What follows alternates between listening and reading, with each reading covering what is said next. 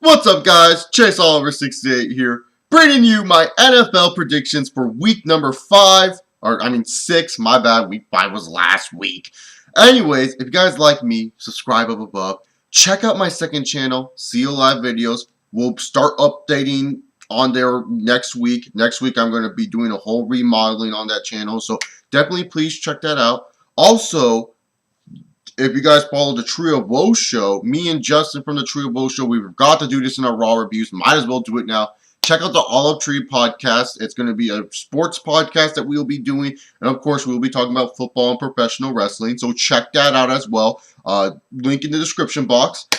And follow me on Twitter at ChaseOliver68. Now, week 5, it really showed a very good week in the NFL. We got some good games, but this week, I think it's one of the most loaded weeks for football. And boy, I cannot wait for some of the matchups. Now let's get started with our Thursday night game, Pittsburgh versus Tennessee.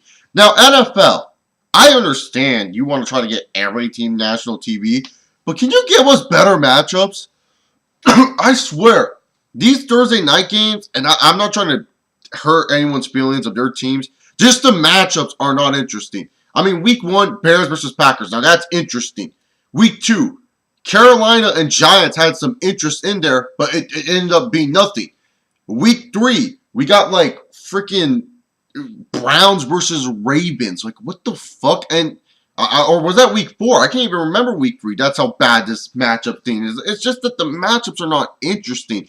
And this is not to disregard any team here. I mean, Pittsburgh and Tennessee, I don't have any problem. Well, I'm not really big on Pittsburgh, but still, you know what I'm saying? Is I haven't any problems, but why are these two teams featured on a primetime game? Shouldn't it be more of like a Pittsburgh versus Baltimore be a bigger game? But Pittsburgh versus Tennessee, this is going to be an interesting game. The Pittsburgh Steelers look like they're back without Troy Polamalu on defense. Rashard Mendenhall's back. They're looking like the Pittsburgh Steelers, one of the toughest teams in the NFL, and they're taking on the Tennessee Titans, who struggle against the Minnesota Vikings with Matt Hasselbeck, their veteran quarterback. To be honest, the Tennessee Titans will have Kenny Britt hopefully come back. I mean, seriously, how many times I've been saying these in these prediction videos, he'll be back, but he hasn't done shit. To be honest, it's going to be an interesting game to see how these guys perform the Tennessee Titans.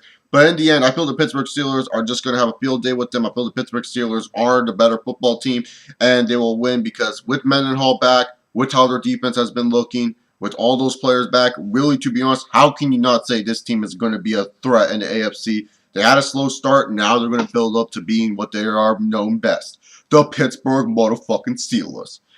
The Oakland Raiders take on the hot Atlanta Falcons. The Falcons are just hot right now, being 5-0, first time in franchise history, and they would love to try to push it to 6-0, taking on an Oakland Raiders team who I compare to the Carolina Panthers in a lot of ways. The reason being is they're very hot and cold.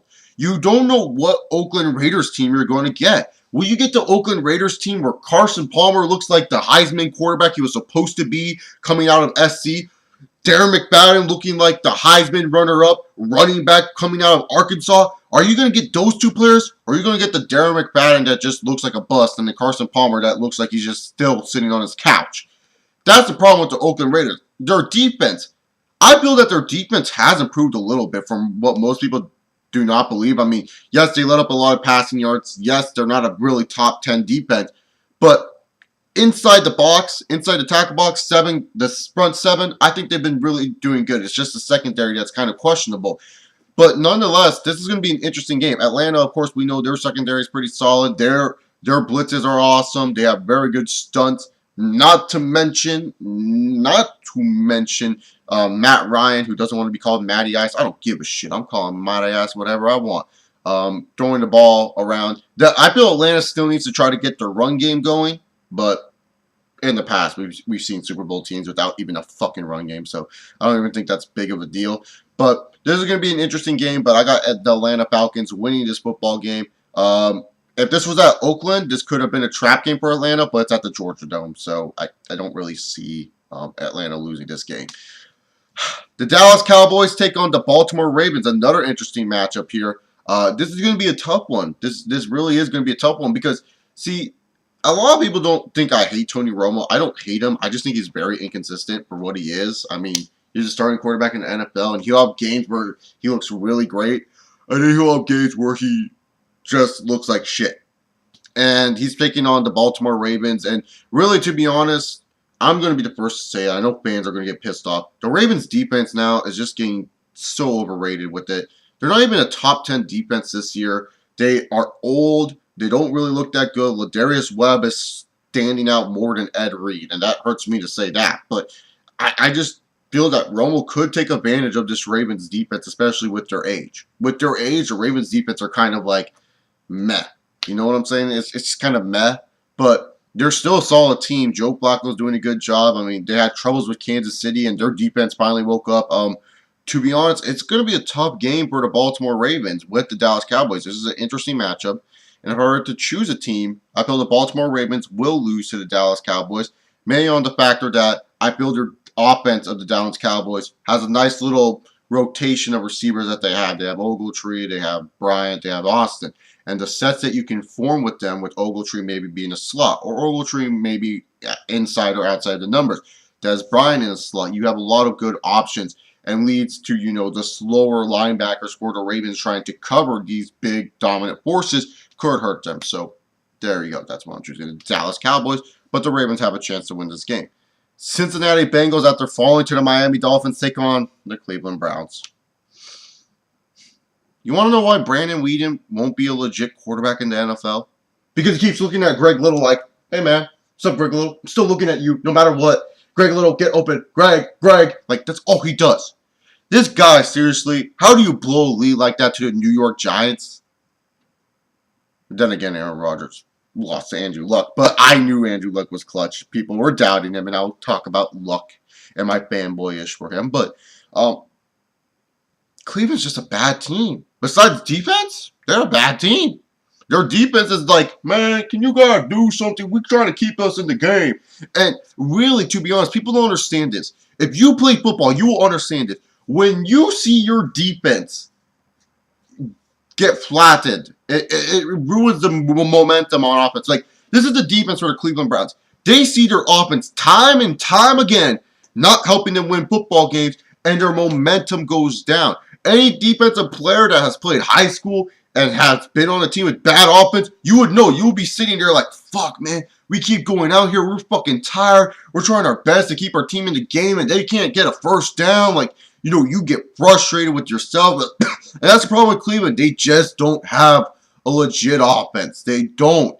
And that's what hurts them in these football games. If they had a legit offense, Cleveland literally would be a scary football team. Believe it or not, whether you want to be biased just because they're the Cleveland Browns, believe it or not, if they had an offense, they would be legit. Now, I think this will be a closer game than most people are expecting. I have Cincinnati winning. And if Brandon Weeden steps up and actually plays like the first-round pick he is, Cleveland could actually be a legit 8-8 team. I'm not kidding when I say that. You see their defense? Look at that defense. It's fucking scary. Joe Hayden is one of the most underappreciated quarterbacks in the league. And if you say, nah, he sucks, you are stupid, man. You are done. But Joe Hayden's a tough motherfucker. But this is going to be an interesting matchup. I got Cincinnati winning in a close game. St. Louis against Miami. Now, at least we get to see two young quarterbacks go at it. Two solid defenses go at it. St. Louis is 3-2, so yeah, that's good. Ryan Tannehill showing some flashes. Reggie Bush is doing good. This is a tough game to call. It's kind of like a toss-up game. And I mean, both teams are kind of similar where they have a chance to make a wild card, but at the same time, they're just kind of meh. I got Miami winning this game. I believe Tannehill will have a better game against the St. Louis defense, especially if he throws it to Pisano. If he tries to go out to Heartline, Cortland Finnegan is going to have a field day with this kid. But I got Miami winning this football game. The Indianapolis Colts with my boy, Andrew Luck. Now, many people are wondering, why am I an Andrew Luck fanboy? Well, I like the Stanford Cardinals from college football. They're actually my Pac-10 team. I've been a fan of them when they sucked utter dick in like 2002. I just like them. To be honest, I just like the Stanford Cardinals. Stanford was one of the schools I wanted to go to. And it was cool my junior year that I got to go on the Stanford campus. And Andrew Luck was one of those guys where I was like, man, dude, this guy's good. And I was always so high on Andrew Luck. My friends, they will tell you, I jizzed about Andrew Luck. I would talk too much good shit about Andrew Luck before he was even a pro. And when he was a pro, all my friends that I know, some of my Skype buddies were saying Andrew Luck's going to be a bust. Andrew Luck is not going to be that good. Andrew Luck is no RG3. Suck it right now, because Andrew Luck is a fucking... No, I'm sorry. I'm an Andrew Luck fanboy. But Andrew Luck is not a bust. I hate when people call a rookie a bust. I just said Brandon Weeden won't be an elite quarterback in the NFL, and this is why Cleveland won't have an elite offense, is because Weeden keeps doing this. Weeden can snap out of that habit and become a good quarterback. I didn't call him a bust. Andrew Luck is not a bust. Andrew Luck is a legit quarterback, and he showed you that when he whooped the Green Bay Packers' ass. How'd Andrew Luck taste, Aaron Rodgers? Shit. But he's taking on the New York Jets, and the New York Jets' pass defense is it's pretty solid. I mean, it's not bad. I mean, without Darrelle Reeves, it does hurt. But do I feel like Andrew Luck will have a good game here? I hope so. I hope he does have a good game. I mean, he's facing the Jets. And is it Tebow time after the Jets lost to the Texans? I feel that the Jets lose to the Colts. And I really do feel that the Jets do lose to the Colts, and Mark Sanchez does not have a good game against this Colts defense. I think it's Tebow time for the New York Jets. Unleash! But anyways, another good game. Detroit versus Philadelphia. Detroit versus Philadelphia. You know, to be honest here, this is going to be a really good game. And I know a lot of people are going to be like, how can a 1-3 team versus a 3-2 team, or I think 2-3, whatever the Eagles' record is, I'm not 100% sure. I don't have the records up on me. I just know if they won or lost, and Philadelphia lost to Pittsburgh. I mean, to be honest, Detroit's a good team regardless. I mean, people are sleeping on them. Once they get their secondary back, hopefully Detroit will be a better team defensively. But Detroit's front seven, they've just been going against really good offensive lines that have been keeping them back from really unleashing. This week, they have an easy Eagles offensive line that hasn't been doing a good job protecting their quarterback. And Michael Vick, I feel that he will make this Detroit secondary look like studs. I don't know. Mike Vick is the hot and cold player on the Eagles. You don't know. He needs to obviously produce for the Eagles to be good. But in all honesty, I feel Matthew Stafford's going to bounce back. I feel this is going to be a game where we saw the brilliance of Matthew Stafford like we did a year ago. And I feel Matthew Stafford and Megatron connection will be held strong. I'm calling it. He's going to catch a ball double covered again. And everyone's going to be like, Megatron is the best wide receiver in the NFL. I love Megatron. And I do love Megatron. I really think Megatron is a really great receiver. I do think he's one of the best wide receivers in the NFL. You look at his size, speed, and strength. I mean, he's just amazing. He's just amazing. But definitely a really good receiver. And yeah, let's move on. The Kansas City Chiefs are taking on the Tampa Bay Buccaneers, and Brady Quinn is going to get a start here. Brady. Really, to be honest, both teams' defenses have to step up this game. I don't really see too much offense being used in this game. Jamal Charles is going to be really relied on heavily, especially against the Bucs defense, who have looked okay against the rush. And Doug Martin, I guess it's a battle of two running backs here, and it's going to be interesting. To be honest, it's so hard to say who I got in this one. I'm going with Tampa Bay. Buffalo is taking on the Arizona Cardinals, and Ryan Fitzpatrick, he's just looking nasty. Arizona Cardinals defense fell to Sam Bradford and showed, hey, a quarterback can throw against us. Hey, our defense is kind of suspect. Hey, what did I say about contenders and pretenders last week? Go check out that video, because I really did tell you all, don't buy in too much to Arizona. But Arizona is still a good football team. Kevin Kolb had one bad game, but hopefully this is not a string of things to come for the Arizona Cardinals, because really, to be honest, Kevin Kolb, if he just keeps on having consistently good games, I mean, the Cardinals would be a good football team. I mean, they wouldn't be the best, but they would be a good football team. I mean, you have the second, maybe third best wide receiver in the league in Larry Fitzgerald. I mean, you have one of the most very good second option wide receivers in Andre Roberts. I mean, he's not the biggest, but he's pretty solid for what he is. I mean, your receiving core is nowhere near compared to the Giants or Atlanta or Dallas. You know what I'm saying? But definitely they do have a good receiving core with there. It's just people don't see it because their quarterback is really bad. Um, to be honest here, it's just going to be a hard time really seeing, which team could get the upper hand in this game. I mean, Buffalo, they have to focus on not turning the ball over and getting the run game back, especially since both the running backs got banged up early on. And Arizona, they also have to focus getting the run game going, but also seeing how consistent they can be throwing the ball in the air. To be honest here, I'm going with the Arizona Cardinals. I haven't chosen an upset this week. Time to choose one now. New England versus Seattle. Now, I haven't chosen an upset this week. It wasn't because of New England versus Seattle that I chose it, but it was just because I was kind of looking at some matchups and I felt that, Oakland, it would have been a trap game for me, but they're playing at the Georgia Dome, and it makes no sense to choose Atlanta at home, especially when Matty. It's like pretty much like this. You know your football because certain home fields are better than others. Like, okay, so when it comes down to saying Tony Romo on Thanksgiving, am I going to choose the Cowboys? Of course. I mean, Tony Romo's a god during Thanksgiving. Chargers in December. Of course I'm going to choose San Diego in December. I mean, they always play really fucking great in December. It's just something about December that makes the Chargers look legit. But it's really like, certain teams and where they're at. And the thing is, New England, they traveling, baby. Just traveling to the 12th man with no replacement refs against the Seattle Seahawks. And I feel this is going to be a trap game for New England.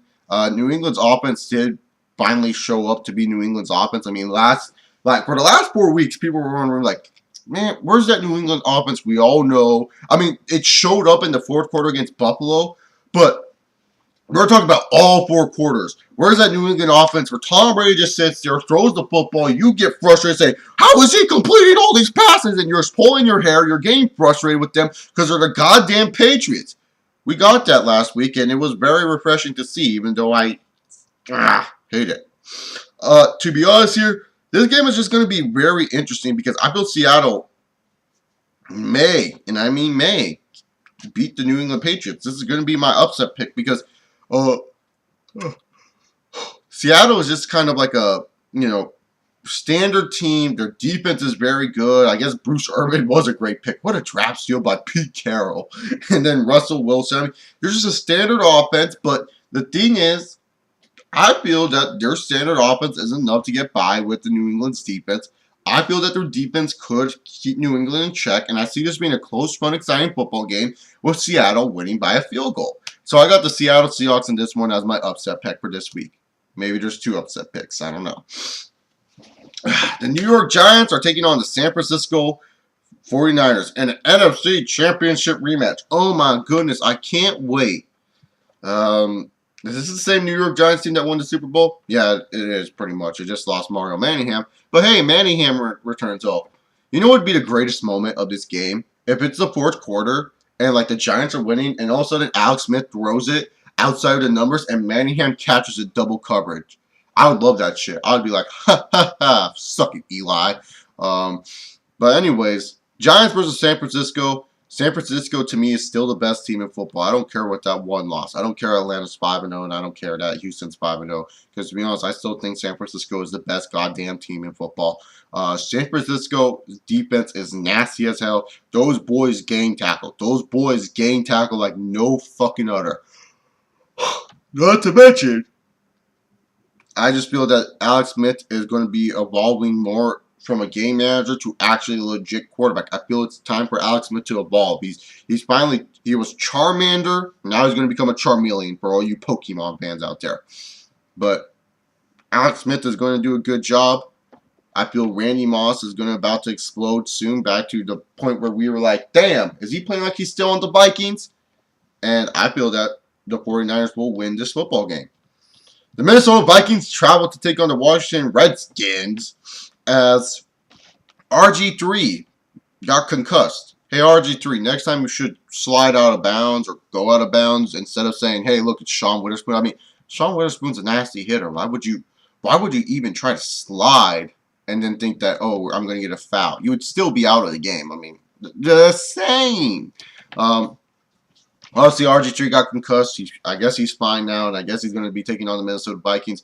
This is going to be a good game between Christian Ponder's Vikings and RG3's Redskins. I'm very excited for this game, mainly because I think both teams have done a really good job with their offensive line. Both teams have exciting running backs, stick shift Morris and all day AP. And you wonder why I call him stick shift. Look up Alfred Morris's car, and the way he moves reminds me how you move a stick shift car. That's why I call him stick shift. To be honest, this is going to be a very exciting game. Defenses, these defenses have been surprising some people. Like, some teams are like, wow. It depends on what fronts they're facing. Depends on who they're facing when it comes down to it. And to be honest here, I just feel that, Minnesota has the better fronts than the Washington Redskins. The Redskins could win this game, but I feel Minnesota has the better fronts, especially how they use their tight end packages and how they're using Percy Harvin and how well Percy Harvin has been playing. So I'm going with the Minnesota Vikings on this one. The Green Bay Packers, struggling, take on the Houston Texans. J.J. Watt, J.J. SWAT, or whatever you want to call him, is a beast, man. And the Houston Texans lost Brian Cushing for the season. That could hurt them in the long run. But, oh, shit. Actually, I just read this on NFL.com. As I'm doing this, the Panthers are more screwed ever because their center, Khalil, who even said that they're going to go to the Super Bowl, is finished for the season with a Lystranic injury. Oh, that's it. That's sad. Wow. Wow, that sucks. For all you Panthers fans out there, I'm sorry. Now, anyways, let's move on. Green Bay and Houston, to be honest, this is going to be an interesting game. Will Aaron Rodgers throw really good against this defense? I think Aaron Rodgers won't get swatted, but who knows? It's J.J. Watt. Like, this dude is covered, and he still swats the ball. It's going to be an interesting game for the Green Bay Packers. It's going to be a fun game against the Houston Texans. I really feel Green Bay does have the fronts to, trick out this Texans defense. But the problem is with Aaron Rodgers is, look, Aaron Rodgers, you're an elite quarterback. I understand Jordy Nelson's double covered, but the dude is 6'2". Throw the ball to him. Throw the ball to Jordy Nelson. Dude will catch it for you. Stop throwing it to your second and third wide receivers because that's what's getting you in trouble, Aaron. You want to throw to your second and third wide receivers. You're not trusting the number one because you see double coverage. You're an elite quarterback. You have to take risks sometime. And that's the problem with Aaron Rodgers this year. He's not taking risks. I feel Aaron Rodgers is more worried about his QBR than winning a goddamn football game. People will disagree with me, but I feel he is. He's not passing it to his number one option anymore. Greg Jennings is hurt. He wasn't even passing to Greg Jennings that much. Throw to your number one option. Trust Jordy Nelson, and you'll be fine. You got to throw to him more often. I mean, he does, but every time he's double covered, he's like, I'm going to throw to James Jones for this short game. And, check down. Throw the ball deep sometimes, Aaron Rodgers. It's like, throw it deep when it matters at Rodgers. Not all the time, but throw it deep when it matters because you'll see some good results because you're a goddamn good quarterback. I mean, he couldn't even throw it to Jordy Nelson when midgets were covering him. The Colts cornerbacks are fucking midgets, and he couldn't throw it to them. But nonetheless, I got the Houston Texans winning this game. And moving on to Denver, San Diego. I know this video is going long. I'm sorry. It's just that I was rambling sometimes about teams, and then the Ryan Khalil thing popped up. But I talk about Denver, San Diego. Really, to be honest, all I got to say about this game is that Denver better just stop playing from behind. I mean, the thing I feel that is hurting the Denver Broncos is that, they'll stick with the team in the first quarter. Second quarter, the other team will get advantage. Third quarter, they start building their comeback. Fourth quarter, it's a little bit too late. Playing from behind is hurting Peyton Manning. Peyton Manning is really, he's a good comeback quarterback. People don't realize that. He's very good when it comes to the comeback. But he can't be playing from behind. The San Diego Chargers, though, their defense is kind of suspect. At first, I thought we had a legit defense. Now we just suck. I mean, how do we hold Drew Brees to 14 points and all of a sudden just suck dick near the end? To be honest, San Diego's defense needs to step up this game. Ryan Matthews did a really great job for San Diego. Willis McGahee's doing a great job for Denver. This is going to be a good battle of the running backs, two good quarterbacks. I mean, this is going to be an interesting game. Just remember, though, guys, Peyton Manning's QBR against the Chargers is a 49.1. Just thought I might leave that in your brains before we leave. But I got the Denver Broncos winning this game. Shocking. The Charger fan chooses the Broncos. I just feel it normally because how the AFC West sometimes mostly works in this past era has been Denver takes control and then San Diego kind of swoops in, or Denver keeps that control and the Chiefs and Raiders are sucking. And it seems like it's kind of normal now. That's how it is. But who knows? Maybe the Raiders will break out after this week. Maybe after they lose to Atlanta, they say, you know what? Enough being losers. Maybe Kansas City will have Brady Quinn be their Tim Tebow. Who knows? We don't know. It's only week 6, and week 6 is going to be a good one. Hope you guys enjoy your football. Sorry for all you Bears fans and Jacksonville fans and whatever team is on bye weeks fans that your team is not playing. But hey, there's a lot of good football to watch. So I'll see you all later. Good luck in fantasy. This is Chase Oliver 68, and I say peace.